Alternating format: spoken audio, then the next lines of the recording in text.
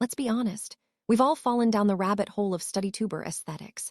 We see the perfectly curated desks, the muted pastel highlighters, and the time-lapse videos of someone studying for 10 hours straight with a lo-fi beat in the background. It's a beautiful dream, but for most students, that's all it ever remains, a dream. There is a massive disconnect between the aesthetic of studying and the science of scoring. Today, we are going to close that gap. This isn't just a motivational speech. It is a clinical breakdown of the 4 stages of the academic year that are guaranteed to transform your grades if you have the discipline to follow firstly.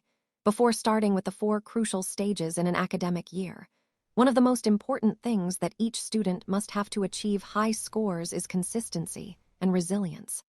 Without that, forget the dream of achieving even bare minimum grades. Even an hour a day can help you achieve milestones you just dreamt off.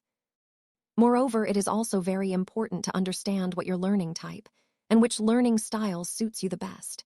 This helps in increasing your efficiency in scoring great marks significantly. You can find this out via quiz on the internet or by trial and error of various techniques. For example, my learning way is the Feynman technique, as it fits my comprehension capacity the best. Now let's come on to the main part, dividing the academic year into 4 main parts. Remember that each part is as important as its other counterparts. That's where consistency helps the most. Not studying with your full potential in any one of these sectors can significantly hamper you overall academic performance. Phase 1, the deep learning stage, the 8-month marathon. Now let's look at the calendar. If your academic year is 12 months long, the learning stage should occupy the first 8 months. This is the largest and most critical sector. The biggest mistake students make is treating this stage like a sprint. They try to learn everything at the last minute, which leads to encoding failure. In this phase, your primary goal is aggressive comprehension. You aren't just reading chapters, you are building a mental model of the universe your subject lives in.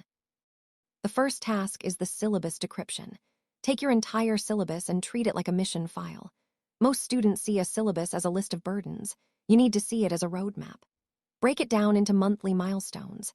If you have 24 chapters in 8 months, that is 3 chapters a month. When you have a clear mathematical path to the finish line, the last-minute panic that ruins so many students disappears. However, learning must be coupled with spaced repetition. According to the Ebbinghaus forgetting curve, we lose about 70% of what we learn within 24 hours unless we review it. So, your roadmap must include buffer days, where you don't learn anything new, but instead, you revisit what you learned 2 weeks ago. This moves information from your fragile short-term memory into your long-term vault. Phase 2, the friction phase, strengthening your weaknesses. As we move into the second part of the year, we hit the friction phase. This is where the topper is born. Psychologically, we are wired to do what we are good at because it makes us feel competent. We love revising the chapters we already know because it gives us a hit of dopamine. But that is a trap. That is false mastery. The real deal breaker in your academic career is how you handle the subjects you hate. For me, it was always language and grammar. I would procrastinate on those until the very end. But the grades you lose in your weak subjects are just as heavy as the grades you earn in your favorites. In this stage, you must apply the eat the frog principle. Tackle your most difficult, most boring, and most confusing topics first thing in the morning when your cognitive load is highest. This is the gap fill stage. You are identifying the holes in your knowledge and plugging them with focused effort. If you can turn your C-grade subjects into A-grade subjects, your overall GPA becomes untouchable. Phase 3, the mastery phase, revision to the core. The third stage is the revision stage. Let's be very clear. Reading your textbook is not revision. Reading is a passive activity that creates an illusion of competence. You recognize the words, so you think you know the material. True revision is active recall. You need to force your brain to sweat. Aim for a minimum of 3 to 5 exhaustive revision cycles throughout the year. When I say exhaustive, I mean using high-intensity methods like blurting. Take a blank sheet of paper, set a timer for 10 minutes, and blurt out every single thing you remember about a topic. Then, take a red pen and fill in what you forgot using your notes. The pain you feel when you can't remember a fact is actually your brain strengthening the neural connection to that information. Other elite methods include mind mapping, where you draw connections between seemingly unrelated chapters, and flashcards for active testing. If you want me to do a deep dive into these specific techniques, let me know in the comments, because mastering these is like upgrading your brain's hardware. Phase 4. The simulation, paper solving, and exam ethics. Finally, we reach the paper solving stage. This is the final boss. I have seen countless brilliant students who knew their textbooks inside out, yet failed to get the top grade because they didn't know how to take an exam. An exam is a performance, and like any performance, it requires rehearsals. You must solve at least the last 5 to 10 years of past papers. But don't just solve them casually on your bed. You need to simulate the environment. Sit at a desk, set a timer, turn off the music, and do it in one sitting. This builds academic stamina. You are training your brain to stay sharp for 3 hours straight. You are also learning exam ethics. How to structure your answers so they are easy for an examiner to grade. How to manage your time so you don't leave the last question blank. And how to stay calm when you see a question you didn't prepare for. Paper solving turns your knowledge into a weapon. Conclusion: beyond the scorecard. In conclusion, becoming that student isn't about magic. It's about a systematic, scientific approach to your time. By dividing your year into the learning stage, the friction phase, the revision stage, and the simulation stage, you are taking control of your destiny.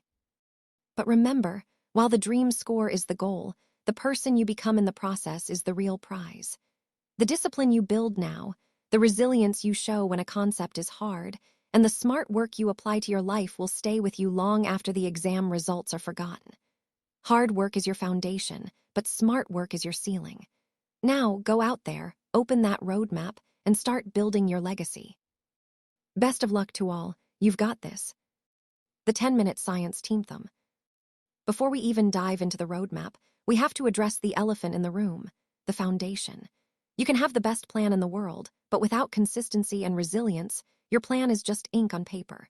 We live in a culture of all or nothing, where students think they need to pull all-nighters to be successful. The science says the opposite.